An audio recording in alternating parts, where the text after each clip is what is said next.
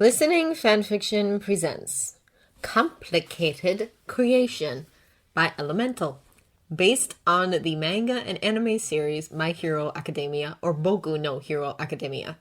Narrated for you by Sierra Feast. Chapter 1. Contractual Obligations. There is the scrubbling of claws against the wards again.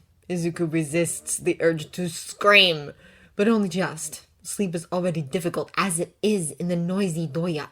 His neighbors are polite enough, sure, but the paper-thin walls do nothing to dampen the sound of people moving around, doors sliding open and closed, or the smell of stale cigarettes and cheap beer. The last thing he needs is a spirit demanding attention at... He glares at the clock. 1 a.m. The thing outside his window mewls in pain as it slams against the ward a third time, and Izuku knows that he's never going to get to sleep as long as it wants him for something. Sometimes he wonders why he even bothers really with the building wards. They keep things out, but they never actually leave him alone. Stop crying! He mutters loud enough for the spirit to hear as he pushes himself up off the futon and reaches out to break the wards. What do you want? It wastes no time tumbling into the tiny room and then throwing itself at Izuku, multiple clawed limbs catching on clothing and skin. Only the fact that it clearly isn't trying to do harm keeps Izuku from blasting it back, and even then only barely. He's been hurt far too often to trust these things outright. Help me, help us, help us, help us, help us! Calm down! His head instantly aches from the onslaught of half-thoughts and feelings, none of them actually useful. Spirits could be like that when they were upset. They just thought too fast for a human mind to keep up with.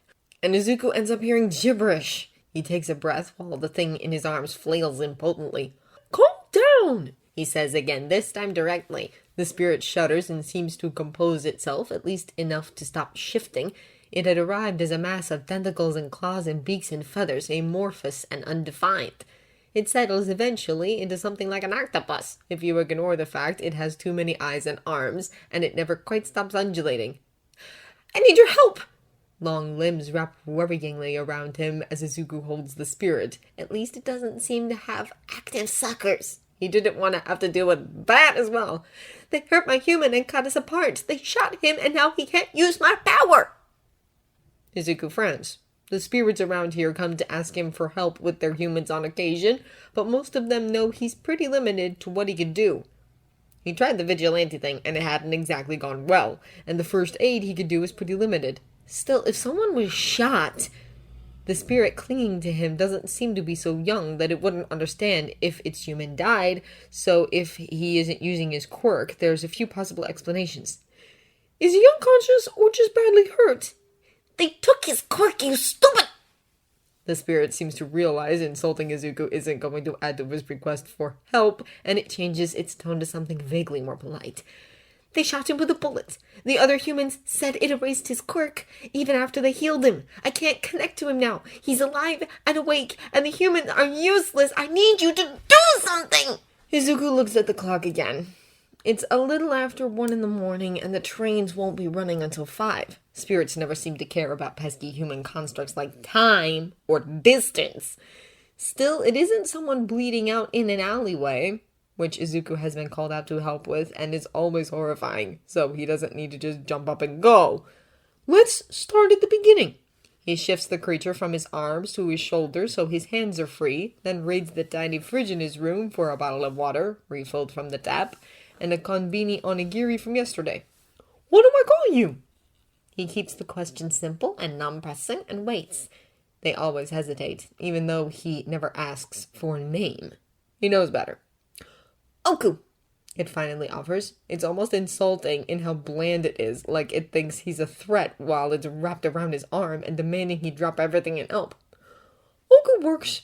Izuku doesn't press for more. All he needs is something to call him. So where is your human? Give me distance in real terms. I need to know if I can walk it or if we're going to have to wait for the trains. Not far. It would be instant if you... Not happening. That was for emergencies and this sure as fuck wasn't it. Define not far, because I once had a river spirit think a 3-day walk wasn't far. He has walked from his home to a place near here, Oku says after a moment of thought. He did not need to rest between. If only they could be bothered to learn some sense of measurement or time, Izuku thinks, and not for the first or last time. All right, I need some details. Who is he? Instead of a reply, it pecks him on the ear with a beak sharp enough to draw blood and squawks. Izuku responds in kind, throwing the spirit off him and through the wall, which it passes through unarmed, cursing and then biting his tongue because it's fucking 1 a.m. and everyone is trying to sleep, and if he gets kicked out for disturbing the others, he'll be out a week's rent. What was that for? He hisses, digging out his first aid kit for some gauze because his ear is now bleeding freely. Humans are human!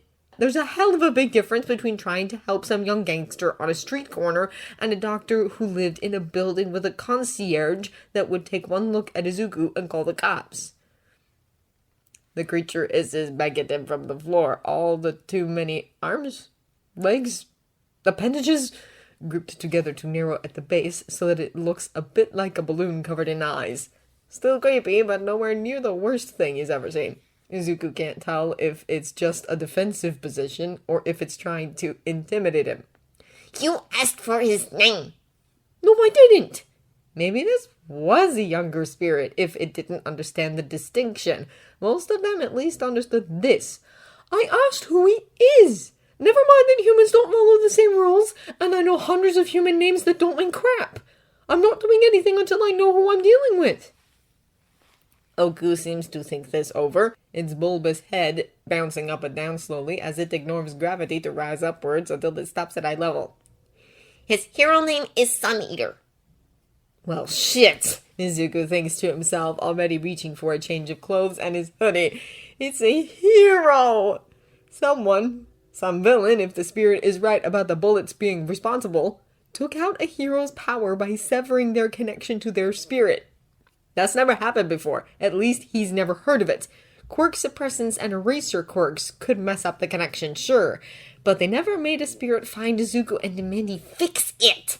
Spirits try to ignore him unless they want something from him or want to try to do something to him, and they also only deal with him when they don't have an alternative. Whatever this is, Oku thinks it isn't going to be fixed by regular medicine or someone's quirk. Never mind that Sun Eater is a third-year student, the part of Izuku's brain that's still obsessive over heroes supplies. Everyone is doing internships right now. He's seen heroes and students patrolling together in various areas over the week, and oh god! The rest of his brain catches up and slams into the bit of him that still has too much sympathy. He might think he's quirkless. That twists his gut, gnawing at the lone rice ball and threatening panic if he doesn't breathe. Are you sure I can fix this? He asks even as he picks up his shoes from the corner. He can't afford to leave them at the door. His last pair were stolen. And slides his backpack over one shoulder. You're the branch, the spirit offers, almost grudging in the title. I'll take that as a yes, Izuku quips dryly as he locks the sliding door and heads quietly down the narrow hall. You lot only ever call me that when you really need a favor. And what will this cost me? Oku's voice has echoes to it, Izuku thinks, as he changes out of slippers into his red trainers. There are levels worry, mixed with a begrudging respect, impatience, and the quiet through line of fear. Izuku doesn't call him on it. He considers what he knows of Sun Eater from the UA Sports Festival while Oku floats beside him as he walks down the alley to the main street. For payment, you'll owe me a favor. Your power lets Sun Eater manifest various animal body parts, right? What are the limitations of that? Why do you need to know? More suspicion, once again. Because what I usually train in is power. I do this for you, and I can call on you to help me, usually by you channeling power through me for a specific job I need to do. So I need to know what sort of quirk that ends up being. They're both quiet as they continue, Izuku letting Oku lead as they make their way out Kotobuchiko and heading northwest. The gambling dens are still busy here, and Izuku doesn't meet anyone's eye as they pass track-suited yakuza and the various old men who spend their nightly rate on alcohol instead of a roof over their head. The area's shit, and Izuku does what he can, but he's never much better. All of them are a bad day or week from being homeless. No one bothers him here. A weird kid who talks to himself and wanders around at all hours of the night fits right in after all.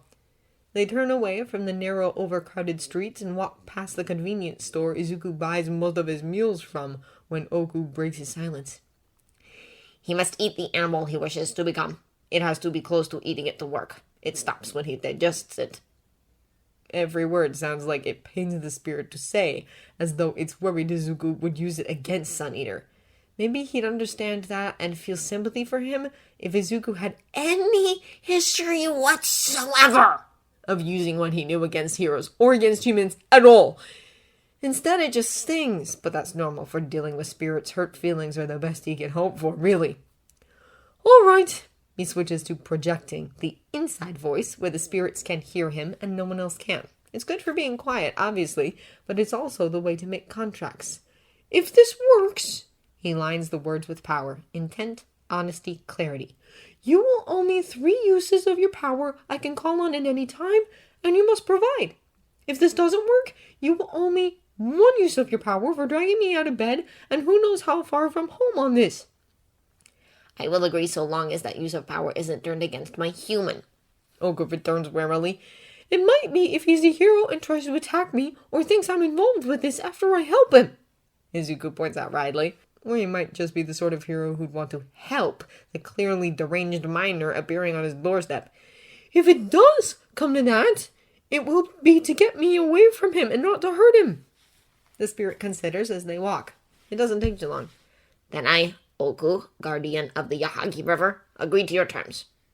There is power in his words. Izuku can feel it, and it might not be the spirit's true name, but it doesn't have to be to make the contract binding. And I, Deku, will adhere to our agreement to assist you and your human to the best of my ability. Izuku returns, knowing the spirit can feel the power in his words as the contract tightens around them both. 1 more leash, 1 more tether, to join the multitude Izuku carries. He's Deku in contracts. He's Deku everywhere now except in his own head. He has to be. He hasn't had a name in years. The apartment complex is a mid-rise and nothing special after walking for just over an hour to get there. It feels weird to know a hero in training, lives here, and maybe that's what makes it a good place to live. Some heroes don't really separate their private and personal lives, while others strive to do so. It's never meant anything much to Izuku, of course. Spirits tend to stay around their chosen human, and Izuku can always recognize ones he's seen before. Which apartment is his? Izuku asks as they approach the building. Oku floats up ahead and then continues to rise before disappearing into a unit on the 3rd floor. You're doing that on purpose and it isn't funny, Izuku tells him, but the spirit ignores him and leaves him to figure out his options. The building is tucked between 2 others, one looking like an office space, the other probably also residential. No balconies, just row after row of windows, many with AC units hanging out of one side. The front door requires a key or a buzzer code, neither of which Izuku has. Buzzing up isn't going to work if he doesn't know what the unit is. Never mind, "Hi, I'm here to restore your quirk your octopus spirit asked me to," isn't likely to get him access. He circles the building, annoyed at Oku for abandoning him. Probably as some sort of test?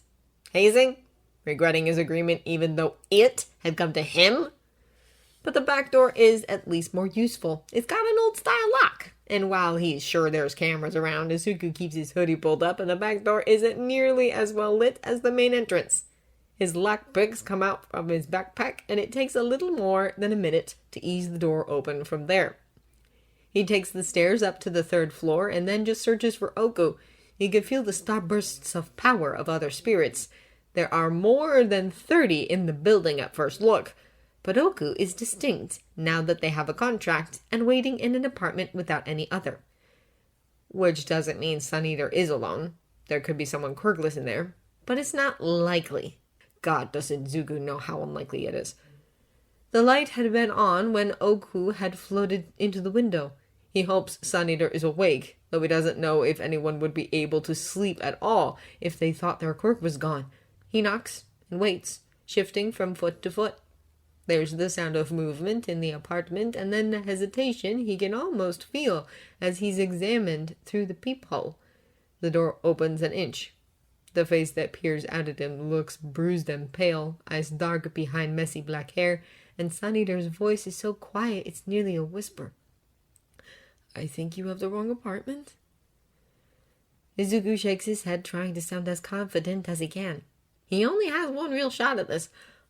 I know this is going to sound weird, but I'm here because your quirk got messed up. Someone asked me to come by and fix it for you. No one told me anything. Sun Eater looks at him with narrowed eyes. Who are you? You can call me Deku, Izuku offers, struggling not to stutter. It's somehow easier talking to spirits compared to humans. I'm sorry for coming by so late, but I was only just asked by a friend of yours, and it felt kind of urgent. I'm alone and I'm not here to hurt you. I just want to help you get your quirk back. Who sent you? Sun Eater asks, still suspicious. I don't think you know him, but he knows you. His name is Oku. It's the truth, after all. Not that he expects the name to mean anything to Sun Eater, but at least it isn't the sort of truth that gets him crazy. The door shuts. Izuku holds his breath. He doesn't know what goes on inside Sun Eater's head. Maybe he just considers his options and thinks, what more harm can it do? No one wants to be quirkless. Plenty of people call it worse than death. Izuku's heard them. There's the sound of the latch moving and the door opens. Sun Eater is in a black hoodie and pajama pants with Yue's crest on them. He doesn't meet Izuku's eyes. If this is a trick, it isn't, Izuku promises, his voice quiet to match Sun Eater's low tone. It'd be a crappy one when you're already hurt. I'm not hurt, it's just my quirk. He holds the door open and steps back. Sensing it's the best he's going to get in terms of welcome, Izuku steps in and then steps out of his shoes, feeling stupidly grateful he'd put on clean socks before leaving. Your quirk getting messed up is still going to hurt, he points out as they stand in the hallway awkwardly. I'm sorry. Sun Eater looks at him suspiciously. Why are you apologizing? Izuku can't say, because I know what it's like, because that won't work when it's going to look like his quirk has something to do with, well, quirks. I know someone who's quirkless, and they wouldn't wish it on anyone, he explains. So, is it okay if we get started? I don't know how long this will take. That probably isn't promising, but Sun Eater just looks at him carefully again, eyes flickering up in surprise before returning to Izuku's feet. What do we have to do? Just sit down somewhere? The apartment isn't particularly large from appearances. There's the door to the left of the hallway that Izuku expects is the bathroom. The kitchen is to the right, and straight ahead is the rest of the space, split in half by a folding screen to hide the sleeping area from the sitting space. Could you sit on the couch? Sun Eater shuffles along, shoulders high and hands flexing, clearly nervous. Izuku does his best to project harmless, even if he knows he sounds suspicious as hell. The other boy hesitates at the couch before sitting down, facing Izuku. Izuku kneels on the floor, keeping his motions slow and straightforward. He digs out a green Sharpie and puts the bag aside so Sun Eater doesn't think he's got anything weird hidden in it. I have to draw on you to start, he says with a marker in hand. Have you done this before? Sun Eater asks, still hunched and uncertain, but at least looking more at Izuku's face. Not exactly, Izuku admits because he doesn't want to give a false hope. I've helped some kids with quirk problems before, and there was an old man who... Well, I've done things like this, so I think I can do this. I know I can't make it worse, and if I can make it better, I want to. Sun Eater seems to take that at face value because he doesn't comment on the slip. Izuku really doesn't want to try to explain who they are. He nods instead. What do I have to do? Just stay still, mostly. I'll be meditating, so I won't really hear you if you say anything. Izuku pauses and ducks his own head. So, please don't knock me out and call the cops on a weirdo dropping by at 2 a.m. Closer to 3. Sun Eater almost seems to smile for a brief second. All right. Great. With genuine relief, Izuku uncaps the marker. I just need your hand. Sun Eater offers his left, and Izuku carefully adds the simple strokes of a connection sigil. Sun Eater examines it curiously, and Izuku knows he can't read it. Humans can't. Even he can't really see it, not with his eyes. That's magic for you. He makes the complimentary sigil on his own left hand and settles back on his heels. So just don't move around too much, he offers with a lopsided smile, and then closes his eyes and reaches for Sun Eater's power, which feels like embers of a once bright flame under the roar of the ocean. He can do this. He will do this. Then what happened? That gum asks, leaning forward in his seat. Is awful. Everyone's staring at him, and Tamaki's hands are on his knees and bruising them in his grip, which is the only real distraction he has against just crawling under the table and hiding. Nighteye and Eraserhead are both looking at him intently, and even Tsukauchi is in the room for the debrief, and Kirishima is here, and if he doesn't show the other student how to properly give a report, what kind of example is he being? And breathe. Eraserhead tells him calmly. We just want to know everything you remember. Take another breath, and then tell us what you can, and we'll go over the details once we know everything. Right! Tamaki breathes and wishes Mirio were here instead of interning with Mirko, just to take some of the attention away from him. Or all of it! Or help him disappear into the floor! He knelt there for 35 minutes. He didn't move even when I reached for my phone and texted you. He nods to Fakam. Still wish you'd go, kid! It was late? Or early? I didn't want to wake you. Next time, wake me up. Yes, sir. What was he? Oh, right. I watched him, but whatever he was doing didn't have any outward indication. It didn't look like anything, really, except the running on my hand. It was weird. Before they can ask him weird how, Tamaki pulls out his phone. I tried to take a photo of it, and every single one just... well, they look like this. He hands his phone to Nighteye first. The bro heroes all look at the gallery of images. There are photos of Tamaki's hand, clearly outlined against his thigh and couch, but the strange symbol is unreadable. Literally, there are artifacts and distortion running across the image where it sits. It's on every image, no matter the angle. Any image that doesn't show the symbol is fine. And then there are the images of his strange visitor, Deku. Useless isn't what Tamaki would call him after last night, but maybe he has a reason for that codename. How is this possible? Fatgum asks over Night-Eye's shoulder. If his quirk is manipulating people's quirks, he shouldn't be able to do this. You must have had an accomplice, Eraserhead muses. I looked through the security footage while we were waiting. The detective speaks up.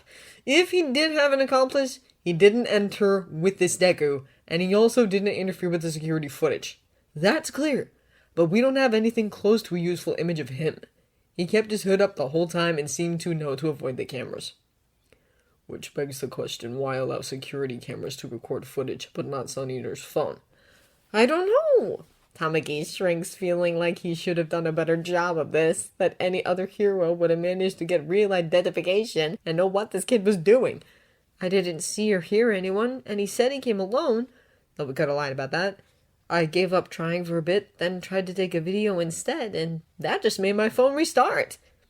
At the time it was running again, whatever he was doing finished. I could feel my quirk come back. He doesn't mention the overwhelming relief. He doesn't mention how tight his chest had gotten. His weakness in the moment isn't important. The mark on my hand just flaked off, and Deku stood up and asked how I was feeling. I don't like any of this. Eraserhead frowns. He knew where you lived. A friend asked him to see you, someone you don't know, and none of us recognize. We've kept the circle who know about the quirk-canceling bullet small, so it's likely he got his information from someone involved. If he's involved with a Shie Hassaikai, this could be an elaborate trap. Tamaki nods. He wants to argue because nothing about the boy who came to him screamed Yakuza thug or villain, but maybe that was entirely the point. You couldn't judge people so quickly, for good or bad, because quirks could be so insidious, and who was he to be any sort of judge of character anyway? He asked me not to tell anyone about it, but I think he knew that was impossible. After that, he just took his bag and left. I checked the apartment, but I didn't find anything. No bugs or tampering, but someone else should probably check in case I missed anything. We'll have our people go through it, Tsukauchi assures. Did he say anything else before leaving? He apologized for coming in so late and mentioned a long walk home. That could have been earnest, or maybe it was meant to deflect attention. And he seemed calmer, less uncertain, after he did whatever it was that he did. You're very lucky, Nighteye says, gaze nailing Tamaki to the spot. That could have gone very poorly. Why did you let him in? Because I wouldn't be any more useless dead? Tamaki knows he hadn't been thinking clearly, but who could have, suddenly stripped of their quirk, possibly permanently? He'd felt useless, and as though everyone's teaching had been a waste, that he'd take invaluable space from someone more deserving, that he'd be worrying everyone and they'd be distracted from the real issues. It had been too much, and yet I let him in because he seemed trustworthy. I know that sounds stupid and dangerous, but he never made me feel threatened, and that was enough to take the risk. I believed him. He considers those words and meets Nightaye's gaze directly. Only for a few seconds before he has to look away, but still. I believed him, and now my quirk is back. Which may or may not be related, Nighteye points out. What? Eijiro's been uncharacteristically silent this whole meeting, but that gets blurted out in surprise. But Sunny's quirk! If the quirk-cancelling bullets have a duration, he might know the duration, and have arrived specifically to time it for Sunny's quirk return, to buy trust. Nighteye turns his gaze to Eijiro, who's in his school uniform, not hero costume. Without anything else to go on, we cannot assume this new player is an ally. We have to treat him as an unknown factor. If we can find him, bringing him in for questioning may give us answers, but we can't be distracted from our court case. Even if he's involved? He may be, and in which case proceeding with our investigation may uncover more. At the moment, that is the best we could do. Without anything else to go on, tracing one possible villain or vigilante will only distract us. We'll need to see if he appears again. Eraserhead agrees. I'd run his quirk through the database, see if we could get any hits that way. Would you recognize him from a photograph? Sun Eater considers that question, thinks of Deku's messy hair and far too bright green eyes, the scar on his cheek, and the freckles that stood out against very pale skin. I think so. Why? From your description, he's young enough to be a student. We can cross-reference his quirk against student records and see if anything comes up that way. Packham nods. Good idea! Maybe check for quirks that manipulate cameras as well, in case Nighteye is right and he doesn't have a quirk-changing quirk. There's something else, Tamaki says after the discussion drags forth one more memory. He said he hadn't done this before, but that he'd done something for kids with quirks. The way he talked about coming here, it sounded like there was someone else who thought he could do it and sent him. So if he does have a quirk that manipulates others, there might be a record of him using it, especially on minors, says Suguchi. That gives us a few options. The detective and I will run through the database. Eraserhead agrees. Until then, everyone else should focus on patrolling and gathering information on the Shie Hassaikai and their movements. They break up after that to patrol, and Tamaki doesn't know if he should wish that he does meet Deku again or not. Deku is stocking shelves when the fox spirit arrives. She's a Kitsune, and an old one, at that. She stares him down at the end of the aisle with her tails in a fan behind her. Izuku doesn't try to count them. He can feel how strong she is. She stares and says nothing, so Izuku does the same, though he keeps his senses aware. If she lunges at him, she could take him and the shelf out, and he can't afford to lose this job. The cups of dried noodles get lined up neatly, labels facing outwards. He takes the empty shipping box to the back to be folded up and set aside. Yamada will just trash cardboard to be incinerated, but he lets Izuku take the boxes to the recycling depot if he keeps them neat and tidy. The fox watches him still as he stocks the ancient fridge with cut-price beer and boxed sake. The light inside flickers when the door opens and closes, so Izuku spends a few minutes chilling his fingers to tighten the bulb back in place. He sweeps after that, and then checks to see if Yamada needs him to do anything else. The elderly man seems to wake up slightly and look around the store. That was quick. He scratches at his salt and pepper beard, seeming to think about more tasks to assign. No, that's all we need right now. He opens the ancient register and hands Izuku what will be his rent for the day, with something small for dinner. He'd planned to see if Abe would need his help as well, but well, the Kitsune is being polite. Spirits are never polite.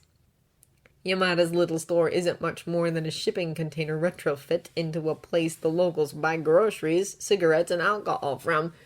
But the old man had once done a favor for the local mob, or so he told Izuku, and so they let him have his tiny business selling staples to the rest of Kodobujigo's poor and unwanted. The whole area had been dedicated to day workers once, men from all over Japan, mostly the rural areas, working construction jobs and helping to build the brighter Tokyo everyone wanted to believe in. They needed a place to stay, until the cheap tiny flap houses, doyagai, gave them a place to rest their head and wash the sweat off their backs before starting work the next day. That had been years ago, and the decrepit buildings remained, servicing the elderly, the poor, and most of all, the quirkless. Izuku ducks down an alley, the fox following at his heels, until they both stop at a dead end. Tucked against one wall is a man fast asleep on a bed of cardboard, a box over his head to block out the light, but they're otherwise alone. It's as close to privacy as Izuku can get these days. He turns to the spirit properly, and since she's not threatened, cursed, or attacked him, he bows a little. "Hello," he says curiously. "What do you need from me?" "Why do you live here?" she asks, blunt, but not, Izuku thinks, antagonistic. There's a sense of stability from her. Some distaste, perhaps, but no genuine dislike. It's one of the nicest receptions he's ever felt. "Because it's what I can afford?" Spirits don't ask about living spaces or human things much at all. They usually don't understand it. "Why?" The spirit doesn't answer, looking around the grubby alley with something Izuku can't place. Disgust? Disdain? He's never dealt with a Kitsune this old or powerful before. He really hopes this doesn't end up in a fight. "What do you need from me?" "You assume I need something from you." That drags a laugh from Izuku, and maybe it's too bitter, but he can't help it. "No one has ever come to me for no reason, and you haven't attacked me yet." "You expect me to attack you?" There's no judgment in the tone, even against his laughter. "Like I said, there's 2 reasons a spirit comes by, so if you need something, just spit it out already." It feels too personal to reject right now, like the Kitsune can read him when he's usually good at deflecting. "Is there something wrong with your human?" he finally offers. "That happens if they're young and you gave them too much power, or forgot to give them an off switch." Which happened more than he'd like. Izuku's helped more than a few kids with shitty quirks be able to deal with them, and it always leaves him feeling frustrated. If the spirit was new and young, he could understand it a bit. Sometimes they really just didn't know better. Powerful spirits like this one are usually just selfish, though, and don't think about what their power would do to a person. They only care about the returns. The Kitsune's tails sway in a wind Izuku can't feel. Eventually, she ducks her head slightly.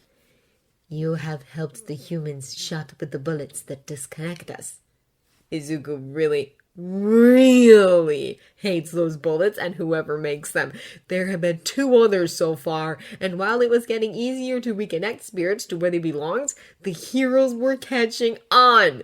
The last one had been a first-year student named Gravity. She had tried to hold him after he'd fixed her quirk. He didn't want this sort of attention. The last thing he wanted was to be helped by someone who didn't understand. Yet another person would be another risk, since they'd probably be a hero, or worse, maybe a villain. Yet not doing something felt wrong. Never mind how much of his life could be made a hell by whatever spirit he refused. "I've been fixing what the bullets are doing." Izuku hedges while his mind races on. Someone with a spirit this powerful would have a powerful quirk. "Was your human shot?" "Yes." The Kitsune stares at him, clearly awaiting a reply. Izuku really doesn't understand what's keeping her from speaking. "Are you asking me to fix it?" "His hero name is Eraserhead." The world seems to stop. Eraserhead. Underground hero Eraserhead. He's not popular, not part of the glitz and glamour of regular heroes.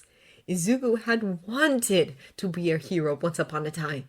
It had been his dream when he'd been young and hopelessly idealistic and thought that heroes helped everyone. He'd learned the hard way that wasn't exactly true, and he didn't hate heroes for that fact. He couldn't. They were a product of the world, the same way that the doyagai he lived in were, the way the lean-tos and tents set up under the Shinko overpass were, the way doctors had looked at him and shaken their heads at his mother and insisted that he was hallucinating, that what he saw was a lie because he was quirkless. Heroes worked where they'd do good and be recognized for it, and that meant they left places like Kotobuchiko alone. It wouldn't help their rankings to stop an assault in an area policed by the Yakuza. It wouldn't look good to save an old man in a wheelchair in a street full of old men in chairs. There would be no one around to take their photo, for one thing, and the papers wouldn't want to publish it. No one wanted to admit there were areas like this. Izuku didn't blame the heroes for that fact, even if it did leave him jaded against the industry. They were doing their best, and they did help people. But Eraserhead wasn't like that. His feet move before he can even really think. Where is he? The Kitsune looks surprised as Izuku crosses the space between them and her tail sweeps forward and back. Just like that. She doesn't believe him, Izuku realizes, or doesn't trust him. Of course she wouldn't. Spirits never do anything that doesn't serve their own interests, after all. He thinks about Eraserhead. He may not be a hero himself, but Izuku still stalks the hero forums and discussion threads. He spent a few months trying to be a vigilante, and he talked to others doing the same thing. Eraserhead worked with everyone, and he looked after everyone, and never expected anything back in return, not fame or glory or even credit. If you want to owe me something in turn, I'll take a favor. His quirk is eraser, right? However that works. But I'll do it even if you don't, so long as you help me get to him and get away after. He's a hero! A real one. Izuku hopes she understands that feeling. He does the work that needs to be done, even if it isn't glamorous, and you don't get thanked for it. It's something Izuku feels he understands more than most, maybe. It's a kinship that's entirely one-sided, but it doesn't matter! I expected you to bargain. The others said you make demands. Izuku wants to move, but she hasn't indicated where they need to go, not yet. They expect me to make demands and get nervous when they don't know what I'll ask of them. They think I'll try to claim them and enslave them or erase them. It's easier when there are rules. He hopes she'll understand that, as old as she must be. So if you need assurances, I, Deku, will assist your human in exchange for a use of your power to be called on at any time, and for your assistance in helping him and helping me get away after. He waits. She stares at him, her tail's moving faster now, almost agitated. He stares back, and very suddenly she looks away. If Izuku didn't know better, he'd think she was embarrassed. It strikes him very suddenly why. This is a trap! He breathes out the reality of dawning horror. Fuck me, did they let him get shot just to get to me? Why? Why would they risk that? Why would one of the best underground heroes risk that when they don't know him? He volunteered, his spirit says, her voice deeply conflicted.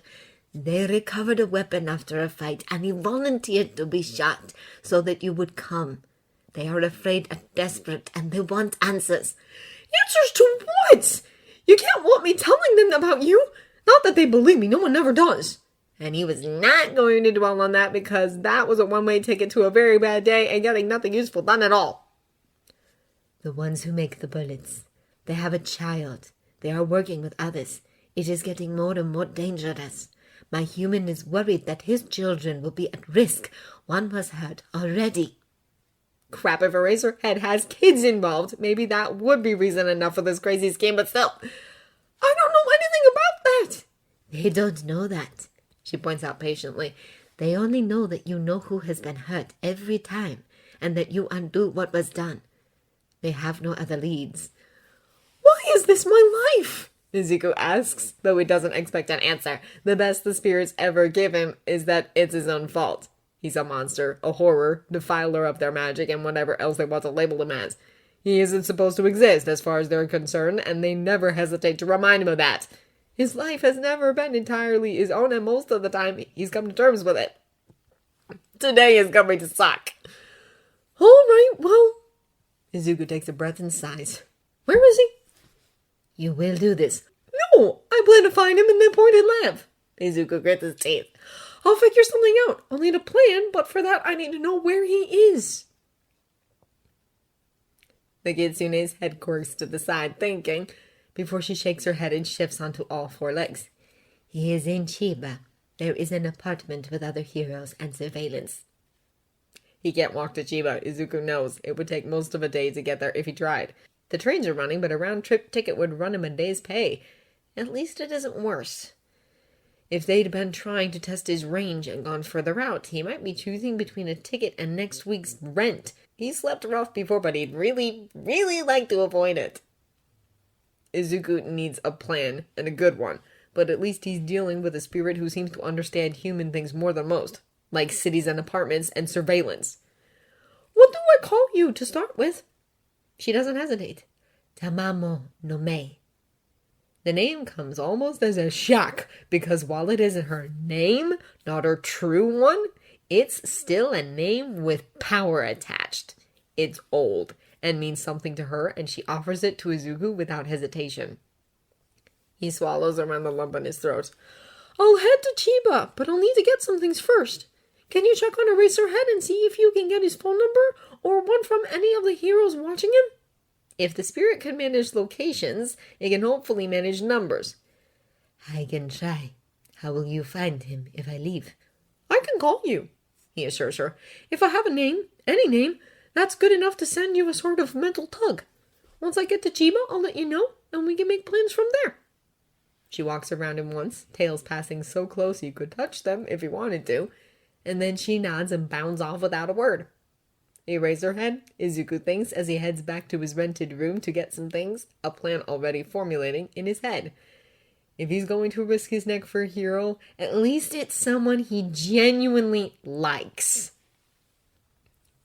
Shota's eyes hurt from staring at paperwork and screens for too long, but he ignores it with practice born of years of ignoring discomfort.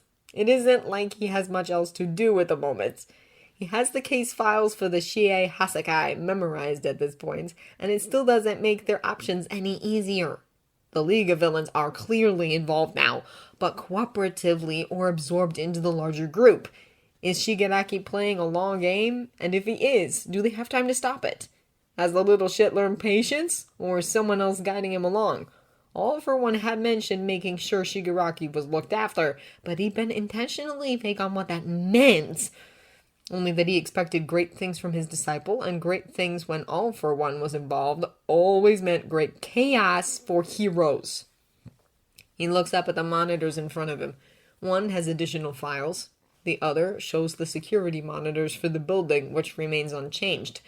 Deku's current MO suggests he'll arrive in the next 3 hours, and they'll be ready for him. It's a risk. No one had liked it, and Azashi still isn't speaking to him. But Shota knows it's a necessary tactic, and one he's uniquely capable of taking. Out of everyone involved in the case, of everyone who knows about this kid, Shota's the one with the most expendable power. His quirk hasn't even worked all that well since the USJ incident, and he's still more than capable of holding his own without it. If it means this kid will show up, that they can find out what the hell he's doing, who he's been caught up with, what they're making him do. He tries to shake the train of thought away, but it's difficult. Out of the reports they have, from Amajiki, Tagaki, and Uraraka, all hit with the eraser bullets. They've painted an uncomfortable picture. Deku's a child, 12 or 13 at best guess, and ill looked after. He's had some combat training. Uraraka had described how he'd avoided her attempts to secure him, which included jumping off of the balcony of the dorms she and Asui were sharing for their internship. It had been a 3-story fall, and he'd taken it without any apparent injury, which was suspicious in itself, as was, however, he managed to enter the building in the first place. It looked like he'd scaled the apartment, which wouldn't be easy for someone of his apparent height and build. He hadn't planted any bugs, or even asked anything of Uraraka, save that she let him go for helping, which implied he was genuinely trying to help, but he clearly knew who was shot and when, which implied that he was involved with the bullets. Everything about him didn't quite add up. His phone rings and he picks it up instantly, the number Nighteye's private line. What? We may have a bigger leak than we thought. Nighteye doesn't waste time. He knows this is a trap. Shota winces. They had assumed someone was leaking information about who was hit, likely through the police, but the specifics of this plan are supposed to be secret. What makes you say that? Has there been movement? Night-Eye's voice is tense on the line, annoyance and frustration slipping through when he rarely allows it to show. No, he called my office from a payphone inside an internet cafe. They don't have cameras for us to pull from, apparently. He spoke with Bubble Girl first, before she put him through to me. His message was, "I'm not walking into a trap, but it's stupid that Eraserhead took out his old quirk. What are you even thinking? If you want him to get it back, he can meet me alone at Matsugaoka Park." He gave details for a specific bench along the northern edge of the park. Fuck, Shota says with feeling. This was supposed to be close circle. How the hell does he know? A mole, someone with a very specific quirk. Oh, we've been bucked. Nighteye answers at once. It could be on Tsukuuchi's end as well. We have to be careful not to point fingers. It still doesn't bode well on the Shie Hassaikai case. If they can predict our movements, know what we know. Shota scrubs at his face, hoping against hope he could ward off the headache forming between his eyes. So now he wants me to walk into a trap instead. It's an odd choice for one, Nighteye admits. I've sent you the coordinates. If you look, it's backed by a pond. The buildings are entirely residential, and the tallest building is across from the bench, which could be used as a vantage point, but it's only 5 stories tall. The trees are dense beyond the water, but less than 100 meters deep. Shota does stare at the map, satellite imagery telling the same story as Nighteye does. It adds to the layers of mystery. What is the kid planning? A water ambush, possibly, with another villain? The water is unconnected to any other system. They wouldn't have a clean getaway there. Why the park? Did he say anything else? Give it time. He said he'll be there all night. And is that supposed to be a warning or a threat? If he's already monitoring the location, how long has he had to set up this trap? Would he know if Shota went with backup? I don't like this. I don't either. Shota agrees, but he's already standing up and closing the files to log away for the night. I'll let over. Let's keep this to ourselves as much as we can. You're not going alone. I'm going to be pretty obvious if I'm not at a park bench. His capture weapon is at least a comfort around his shoulders. He isn't helpless. Take Mirio with you, a bubble girl. Tell no one else the details, but get a few others ready to move if we need them. He hasn't given any indication of dragging civilians into this, but if he's working with an accomplice, I don't want to risk it. And the park would give the potential for hostages. Never mind if they attacked the homes nearby. Keep your distance so we don't spook him, and I'll keep my radio on. I don't want this to have been for nothing. It won't be. And it isn't Nighteye who says that, because Nighteye doesn't let himself sound that pained. Sasuke, on the other hand, sounds like he's admitted for punching a wall. I know you have feelings because he's a kid at Eraserhead, but don't take any unnecessary risks. When we decided taking out my quirk was a necessary risk, everything is still just part of that plan. Shota retorts, hating how everyone keeps acting like he's less now, like he needs to be coddled. I know what I'm doing. He does. He's talked vigilantes down before. Too many kids who think their only chance to do something is to take the law in their own hands because the world had failed them. Deku might just be one more, but he won't be foolish. If this is a trap, so be it. He can handle it if it gives them something concrete to follow up on. He heads out. The park is nearly a 2-hour walk, but only a few stops on the Keisei-Chihara line, and that will give Nighteye and his team time to arrive. No one takes any notice of him on the train, and Shota watches for anything unusual as he leaves the station and takes his time heading towards the park. I'm about 5 minutes away, he says into the radio hidden in his collar. Status? We haven't had much time to sweep without it being obvious, is Night-Eye's tense response. But nothing stands out so far. The apartment seems the most likely staging point, but Mirio checked the roof. If he has someone inside one of the units, we won't know until it's too late. You think they'd set a sniper on me? Shota finds the idea ridiculous.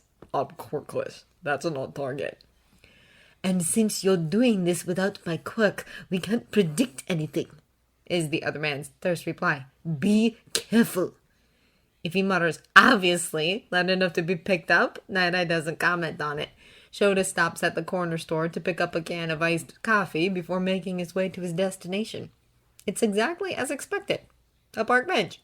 It's seen better days, the wood gray from age and weather and bearing numerous scars where young hopefuls have carved their initials, others writing messages in various forms. Behind the bench is a low wall that separates the road and the somewhat steep hill that leads down towards the pond, the bench situated on the bank of grass between them. Around him is a residential area in the process of winding down for the evening. The sun is setting and everything is lit with a red-orange glow. The pond has ducks. There is an older man walking a pair of small fluffy dogs who bark when they see a young woman walking towards them with a much larger dog, tail wagging. You can hear children playing in the distance. There are cars on the road that pass by and turn down the street without taking note of him. He'd say he has the sense of being watched, but he doesn't. The sense he has, strangely, is one of calm certainty. There might be someone here capable of manipulating emotions. He hides his face behind his drink as he leans against the wall next to the bench. I'm feeling surprisingly content right now. Noted, is all he gets in turn. Shota waits. The old man and the dogs pass behind him. The younger woman jogs on ahead. More cars drive by. Lights go on inside the apartments. An older woman takes a rug out onto her balcony and shakes it before returning inside. A pair of young women step out onto their balcony, holding matching mugs, and stare out at the park, speaking quietly. Their laughter is bright and echoes down. Nighteye checks in. Nothing to report. Shota waits. The street lights turn on as the stars come out. The sound of children fades away. His drink is empty and the caffeine doesn't seem to help, but when does it ever? Traffic begins to fade. An elderly man on a bicycle smiles at him as he rides by. The minutes tick on and become hours. He tells Nighteye to pull for the rack. Maybe they're being watched. It's nearly midnight, and he's ready to leave, about to call it, when there's a scuffle of feet beside him. Training keeps him from jumping as a young voice, caked in frustration, breaks the otherwise calm of the night. You were supposed to sit on the damn bench! Shota gets a good look at Deku and sees the reports are accurate. He's short, young, and looks underweight despite his oversized hoodie. His hood is up and his hair falls in his eyes, but there are bruises under them that speak of poor sleep, and a scar that runs across one cheek that looks like the wound didn't heal correctly or was never properly tended to. His clothing is clean but well worn, either owned forever or purchased second-hand. His shoes are just as broken in, and the wear at the sides suggests that his feet will be too large for them soon. He's as expected, except that on his back is a drawstring bag, not the backpack he's been reported with previously. And while his voice is angry, his shoulders are high, his body is tense, ready to flee, his hands are flexing at his side, and his eyes roam everywhere, but constantly come to rest not on Shota, but to a point a foot or so to his right, almost behind him. All of that registers in an instant. He doesn't take his eyes off of the child. I'm sorry. He isn't at all. He checked the bench just in case, and while nothing looked suspicious, he didn't want to risk it. I was worried I'd fall asleep if I sat down. That seems to throw the kid. Good. It's not what he expected, and Shota can see his brows furrow and his lips move silently before he speaks again, seeming to choose his words more carefully. The whole point was that you'd sit, and I'd fix your quirk at a distance. I shouldn't even be here. But you are. Shota keeps his hands loose and easy at his sides, his body language open, knowing that Nighteye and his team can hear every word of this. You came to help. It's not going to do any good. Deku won't look at him. Fear of making eye contact. Uncertainty on how Shota will react. Shota shifts his weight slightly and Deku mirrors it. He's skittish. I mean it! I'm not involved with whatever you think I am, and you're wasting time. I can't believe you took your own quirk. That was stupid! The kid does look up at him, and Shota is surprised at how fierce his expression is. He's angry, he thinks. The kid's angry at him for more than not just sitting down. You had no idea if I would come! What if you scared me off? What if I got hurt before I could come? Degu's hands are fists, and he's more in Shota's personal space than almost anyone else would dare. It isn't particularly threatening when he doesn't reach Shota's chin, though. You're Eraserhead! And you're one of the few heroes who looks after everyone. We can't afford to lose you. And that is not how he expected that little rant to go, honestly. It was a logical ruse on our part. He very carefully sets a hand on the boy's shoulder, keeping it light. When Deku flinches, he takes it away, but notes how the boy is trembling slightly. We had no other way of reaching you, and I was the best choice. That's bullshit! Deku looks away from him again. But it doesn't matter because you did it, and here I am, and I don't know anything, so can I just fix you and go home already? I'm going to ask you to come with me. Shota watches the boy tense all the more and is prepared in case he runs, but doesn't allow himself to look anything but entirely relaxed. He puts his hands in his pockets and slouches a little more. It will help us if we talk to you somewhere private. Even if you don't know anything, what you don't know might help us. And if you tell us how you fix our quirks, we can use that to make sure the people developing these weapons can't hurt others with it. Do I have a choice? Deku asks him bitterly. Shota wishes he didn't recognize it. Hadn't heard that tone from far too many former heroes and current villains. Whatever conspired to put this child here in front of him, it wasn't good. You'll be free to go when we're done with you. He lies. He's not letting a possibly 12-year-old back out onto the streets. Yeah, I thought as much, is the reply, just as bitter, and Shota wonders if the kid knows. But they'll cross that bridge when they come to it. Deku waits with him silently as Nighteye pulls up with the car, and the drive to the precinct is just as quiet. The kid curled as far into the corner of the back seat as possible, eyes so distant they look almost clouded over when Shota peeks at him along the way.